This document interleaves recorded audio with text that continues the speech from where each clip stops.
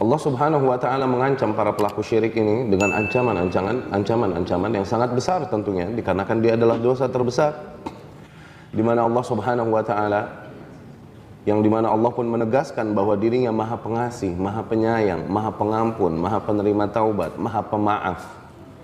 Tapi ketika kesyirikan yang terjadi pada seorang hambanya, maka tiada maaf baginya. Ya, Allah berfirman, innallaha la yaghfiru ay yushraka bihi wa yaghfiru ma duna dzalika liman yasha. Sesungguhnya Allah Subhanahu wa taala tak mengampuni apabila dia disyirikkan, dipersekutukan. Dan Allah mengampuni bagi dosa-dosa selain itu bagi siapa saja yang dikehendakinya. Makna dari ayat tersebut bukanlah ketika seseorang terjerumus ke dalam kesyirikan kemudian dia tak ada lagi kesempatan bertaubat, bukan demikian. Ya. Apabila dia bertaubat dari kesyirikan tersebut, maka tentunya Allah Subhanahu wa taala ampuni. Namun maksud dari ayat ini adalah ketika seseorang mati dalam kondisi syirik yang dia belum bertaubat darinya, maka tiada ampun baginya. Keabadianlah baginya di neraka. Adapun dosa-dosa lain selain dosa syirik, maka Allah Subhanahu wa taala insya apabila Allah Subhanahu wa taala inginkan, Allah ampuni tanpa dibalas sedikit pun. Apabila Allah Subhanahu wa taala inginkan, Allah balas dulu dosa-dosa itu di dunia sebelum di akhirat. Apabila Allah inginkan, Allah balas dosa-dosa tersebut dengan hukuman di akhirat, sehingga kemudian kelak diampuninya. Dan juga dikarenakan kesyirikan adalah dosa yang terbesar, tentunya diancam juga dengan ancaman terbesar oleh Allah Subhanahu wa taala selain keabadian di neraka. Allah ancam para pelaku syirik dengan kerugian yang sangat besar. Kerugian yang sangat besar. Ya. Yaitu apa? Di mana ketika seseorang melakukan kesyirikan, maka hancurlah seluruh amal soleh dan amalannya yang dia telah kumpulkan selama ini.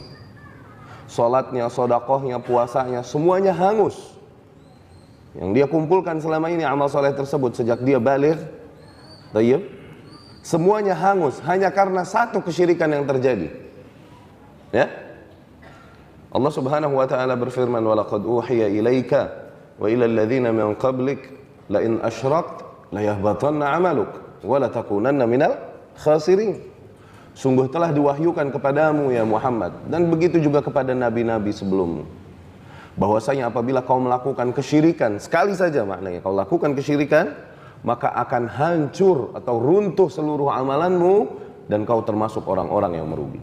Tentunya syirik yang dimaksud di sini adalah syirik akbar, syirik besar, ketika seseorang menjadikan sekutu-sekutu lain selain Allah Subhanahu wa taala. Kaum musyrikin dulu nih masih mending, syiriknya masih mending. Kenapa? Mereka kata Al-Imam Muhammad ibn Abdul Wahhab di Al-Qawaid Al-Arba'ah itu, okay? Mereka syirik ini masih lebih mending daripada kaum musyrikin yang sekarang. Kaum musyrikin zaman dulu, mereka syirik firraha, kalau lagi lapang, lagi seneng. Tapi fi syiddah, ketika terancam nyawa mereka dan lain-lain, mereka sadar tak ada yang dapat menyelamatkan kecuali hanya Allah Subhanahu wa taala. Fa idza raqibu fil fulki da'aw Allah mukhlishina lahuddin wa idza najjahum ilal barri idhum yusyrikun. Allah gambarkan ketika mereka berada di ombak lautan, langsung mereka ikhlas minta pertolongan kepada Allah Subhanahu wa taala. Dan ketika Allah selamatkan mereka ke daratan, taunya mereka kembali berbuat kesyirikan. Apakah Allah tertipu? Tidak. Ini bentuk keadilan Allah Subhanahu wa taala atas alam semesta, di mana orang-orang yang meminta tolong dengan ikhlas kepada Allah dan ketika terancam nyawanya, maka Allah akan menolongnya. Allah akan menolongnya. Kalaupun orang tersebut kafir dan Allah tahu dia akan berbuat kafir kembali nantinya, tapi benar-benar dia ikhlas meminta kepada Allah, ketika nyawanya terancam, Allah akan menolongnya, muslim atau kafir. Sebagaimana Allah akan membalaskan doa orang-orang yang dizolimi, kalaupun yang dizolimi itu kafir. Ini keadilan Allah atas alam semesta di muka bumi. Mau muslim mau kafir kena hal ini. Tayyib. Sebagaimana sunnatullah yang kita ketahui disampaikan Syekhul Islam Ibn Taimiyah rahimahullah. Innallaha ta'ala yuqimu daulatal adli wa in kanat kafirah wa la yuqimu daulatal zulmi wa in kanat muslimah. Sesungguhnya Allah akan mendirikan, menjayakan sebuah negeri yang adil, kalaupun negeri tersebut adalah negeri kafir. Ya.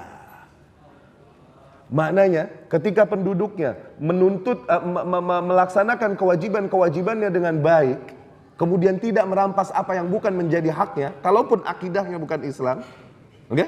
Mereka baik dalam melaksanakan hak dan melaksanakan tanggung jawab dan mengambil haknya, maka pada saat itu Allah Subhanahu wa taala akan memberikan kepada mereka kejayaan di muka bumi. Di akhirat urusannya beda.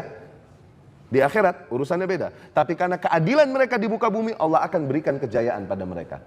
Wala yuqimu daulatadz zulmi, dan Allah tak akan menjayakan sebuah negeri yang zalim.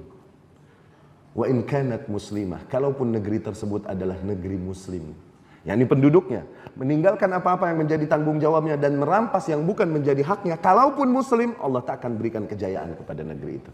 Lihat, ini keadilan Allah Subhanahu wa taala di alam semesta, merata. Allah Maha Adil, bukan? Demikianlah kaum musyrikin. Ketika mereka berada dalam kondisi terdesak, terancam nyawanya, kaum musyrikin terdahulu, ini mendingan mereka langsung ikhlas doa kepada Allah Subhanahu wa taala.